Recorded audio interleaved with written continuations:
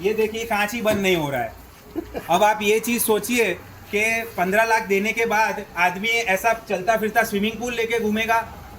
क्या हुआ भाई, नहीं हो रहा है? नहीं भाई, नहीं हो रहा है। विशाल भाई लॉन्ग टर्म रिव्यू अपने आदित्य का ले रहे हैं, तो इनका तो कांच ही नहीं बंद हो रहा है। वो हर महीने सर्विस सेंटर में कुछ ना कुछ वायरिंग के रिलेटेड इश्यू लेके जाता है। देखो दिखाओ, ओनर दिखाइए। हाँ ओनर दिखाइए, ओनर दिखाइए यार। ये रहा ओनर, माथे पे हाथ।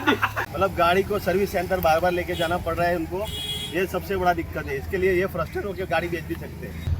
आदित्य, ये लाल और काले कलर का ये जो इल्यूमिनाटी स्टाइल इंटीरियर है, ये कंपनी के थ्रू आया था कि आपने बनाया है? ओ भाई साहब, ये तो रॉकेट की तरह चल रही है।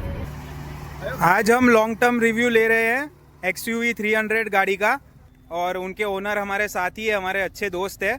और गाड़ी का कांच, चालू गाड़ी में ही कांच ऊपर ही नहीं आ रहा है, तो हम लोग सब वही कोशिश कर रहे हैं। इसके बारे में हम आपसे बात करेंगे, ये गाड़ी में इस तरीके की क्या क्या दिक्कतें आती है। आज हम महिंद्रा की XUV 300 का ऑनरशिप रिव्यू मिस्टर आदित्य से लेने वाले हैं। तो आपका एक्सपीरियंस क्या है?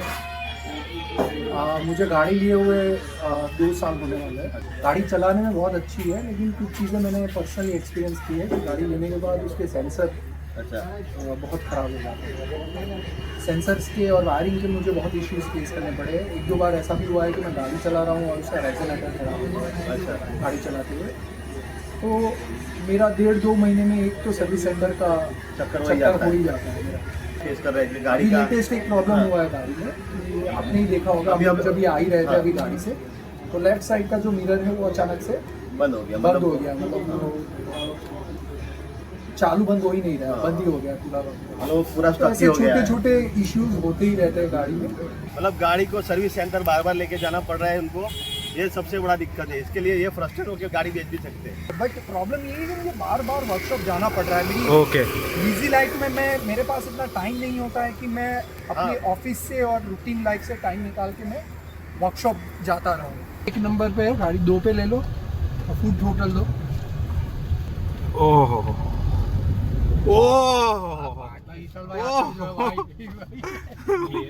विशाल भाई कैसा लग रहा है आपको? बहुत जबरदस्त इंजन तो यार छोड़ दो बात।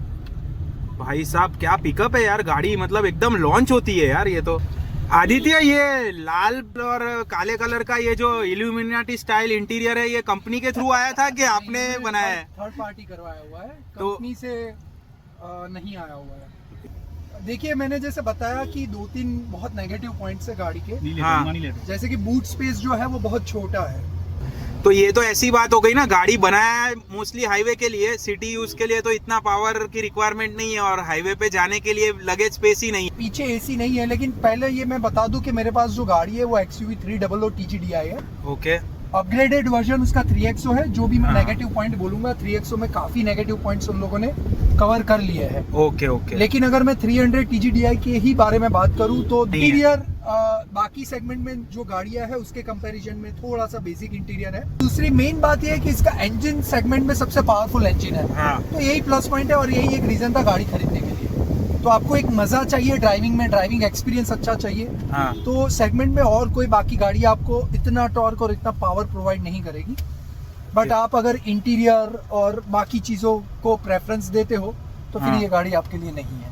ओके। विजिबिलिटी के हिसाब से भी मुझे अच्छी लगी काफी। जैसे हाँ। XUV है तो प्रॉपर XUV का काम करती है कार। विजिबिलिटी भी एकदम क्लियर लग रही है। यहाँ पे कोई ब्लाइंड स्पॉट ऐसा मुझे नहीं दिक्कत आ रही है यहाँ पे। और पीछे भी काफी कंफर्टेबल है, 3 लोग बैठे हैं। मतलब ड्राइविंग का एक्सपीरियंस ऑल ओवर ऐसा होता है कि आपको बॉनेट भी विजिबल है, पूरा रोड विजिबल, प्रॉपर विजिबिलिटी है। सीट भी उनकी एकदम ऊंचाई पे है, जैसे आप ऊपर से ही गाड़ी चला रहे हो ऐसा आराम से फील हो रहा है। दिखाता हूँ विशाल भाई, अगर मान लो ये गाड़ी आगे चल रही है और आपको उसको ओवरटेक करके आगे जाना है, तो ये गाड़ी आपको बहुत इजी स्टेबिलिटी प्रोवाइड करती है। आप थोड़ा सा थ्रोटल दीजिए, आप इजीली चले जा सकते ओह। यही चीज हाईवे पे आपको बहुत काम करती है। और इसका एवरेज क्या आता है? हाईवे पे मुझे 11 तक की एवरेज दे रही है गाड़ी। सिटी एरिया में मुझे 10 तक की एवरेज मिलती है गाड़ी। मैं एक सीधा सवाल पूछता हूँ आदित्य आपसे क्या अगर आपको नेक्स्ट गाड़ी लेनी हो तो क्या आप महिंद्रा को कंसिडर करोगे? मैंने जो प्रॉब्लम्स बताए हुए हैं, अगर महिंद्रा वो प्रॉब्लम्स के ऊपर जेन्युइनली काम करती है तो डेफिनेटली मैं गाड़ी खरीदूंगा, क्योंकि मैंने जैसे बताया कि मेरा प्रेफरेंस ड्राइविंग एक्सपीरियंस ज़्यादा है। ओके। मैं इंटीरियर और बाकी जो चीज़ें हैं, म्यूज़िक, वो चीज़ों को मैं इतना प्रेफर नहीं करता हूँ। हाँ। क्योंकि मुझे हाईवे के लिए अच्छा ड्राइविंग एक्सपीरियंस प्रोवाइड करे, ऐसी गाड़ी की रिक्वायरमेंट रहती है। तो सनरूफ में आपको कोई दिक्कत आई? नहीं, सनरूफ रिलेटेड मुझे अभी तक कोई दिक्कत आई नहीं है। कचरा बचरा चला जाना या फिर ऐसा कुछ पानी? नहीं। आपको अगर मान लीजिए कि आपको ये गाड़ी चलाने की आदत नहीं है तो आपको हफ्ते 10 दिन का टाइम लगेगा इसके साथ यूज टू होने में, इसके पिकअप के साथ यूज टू होने में, क्योंकि इसका जो पिकअप है, इसका टॉर्क जो है वो सेगमेंट में बाकी गाड़ियों के कंपैरिजन में थोड़ा ज्यादा है। हम आ गए हैं अभी महिंद्रा के सर्विस सेंटर में। हम जा रहे थे दोस्तों के साथ चाय पे चर्चा करने, लेकिन ये गाड़ी का कांच ही बंद नहीं हुआ। विशाल भाई जरा दिखाइए कि क्या प्रॉब्लम हो गया है। ये महिंद्रा में ये दूसरी बार मैं फेस कर रहा हूँ। मेरी खुद की भी एक महिंद्रा है, देखो ये ग्लास गाड़ी बंद है। हाँ, ये गाड़ी का कांच ही बंद नहीं हो रहा है। नहीं हो पा रहा है।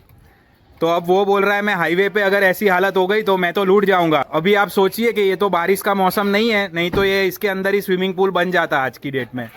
बिल्कुल सही है भाई। मितेश, आपका क्या कहना है? आप भी महिंद्रा जाइलो के ओनर हो। हमारी गाड़ी में भी ऐसे सेम दिक्कत हो चुकी है। इसमें महिंद्रा में क्या है कि सेंसर की वजह से बहुत सारा प्रॉब्लम्स आ रहा है। मतलब कि इसका वायरिंग में बहुत दिक्कत आता है। वायरिंग और उसको सेंसर में जो इलेक्ट्रिकल चीज रहती है महिंद्रा ये गाड़ी महिंद्रा XUV 300 है और इसका फेसलिफ्ट आ गया है तो वो 3XO है। हाँ। ये 1.5 से 2 साल में ही आप गाड़ी बंद कर रहे हो। हाँ। ये गाड़ी बंद हो गई है अभी हाँ। के टाइम पे। अभी इसका नेक्स्ट वर्जन 3XO आ रहा है। हाँ। तो मैं समझो 15 लाख का बजट बना कि मैं जो गाड़ी ले रहा हूँ, तो मेरा दूसरा भी एक एक्सपीरियंस है कि मैंने पहले भी एक गाड़ी ली थी, तो वो भी 1-1.5 साल में उसका दूसरा फेसलिफ्ट आ गया है। तो इससे आपके रीसेल पे भी काफी फर्क पड़ता होगा ना? हिसाब से मैं कोई गाड़ी मेरा नहीं ले रहा है, बोला वो तो गाड़ी बंद हो गया, अभी रीसेल क्या करूँगा? मुझे इमरजेंसी पैसे की जरूरत है तो मैं रीसेल कैसे करूँ? ये ज्यादा लोग इसके बारे में सोचते नहीं है। अगर आप मॉडल बार बार चेंज करते रहोगे, एक साल के अंदर ही आपको फेसलिफ्ट, क्योंकि आपकी गाड़ी बिक नहीं रही है, आपको गाड़ी बिकानी है, मगर वो हमारे पे थोड़ी होता है। मोबाइल फोन थोड़ी ले रहे हैं, समझ लो मोबाइल फोन का है, मतलब एक मोबाइल ले लिया, दूसरा मोबाइल, मतलब मेरे पुराने मोबाइल की वैल्यू तुरंत ही खत्म हो गई। हाँ। इस तरह से गाड़ी का हो रहा है, मुझे ऐसा लगता। अब आप ये चीज सोचिए कि 15 लाख देने के बाद आदमी ऐसा चलता फिरता स्विमिंग पूल लेके घूमेगा। उसको गाड़ी से प्यार बहुत है, तो एक तरीके से उसने गाड़ी से शादी कर ली है, तो वो तो उसकी तारीफ ही करता है। लेकिन जो शादी में आए खाना खाने और खाना ही बंद हो गया, ऐसा समझो, ऐसी हालत हो गई। हम लोग सर्विस कराने के लिए आए यहाँ पे। अभी देखो दिखाओ, ओनर दिखाइए। हाँ, ओनर दिखाइए, ओनर दिखाइए यार। ये रहा ओनर, माथे पे हाथ दे। विशाल भाई, हाँ। अभी लोग बोलते हैं कि भाई तुम बार बार क्रिटिसाइज करते हो महिंद्रा को या टाटा को। मुझे दिक्कत प्रॉब्लम होने से नहीं है, मुझे दिक्कत ये चीज से है कि कंपनी उसको बहुत लाइटली लेती है। आप अगर कोई भी चीज देखो कि अब महिंद्रा में वायरिंग का प्रॉब्लम है तो वो है ही। आप अगर एक्चुअली उसके ओनर से बात करोगे तो आपको पता चलेगा चालू गाड़ी में पीछे का एसी वेंट बंद हो जाता है, फिर वापस गाड़ी रिस्टार्ट करनी पड़ती है, कांच बंद नहीं होता है, डिक्की बंद नहीं होती है। ये सारे जो ग्लिचेस है ये कंपनी को सालों से पता है। ये हमारे बाजू में विशाल भाई है, उनके पास जाइलो है, आप उनसे पूछो। 2014 से अभी तक का मुझे एक्सपीरियंस है। मतलब हमारी गाड़ी तो इतना लोग घूमते भी नहीं है और हमारी 7 सीटर गाड़ी है, समझ लो बड़ी गाड़ी है, डीजल गाड़ी है, तो इंजन का तो कोई क्वेश्चन ही नहीं है। हाँ। महिंद्रा का इंजन तो हम लोग फिंगर अप ही है, उसमें तो कोई हाँ। टेंशन नहीं है।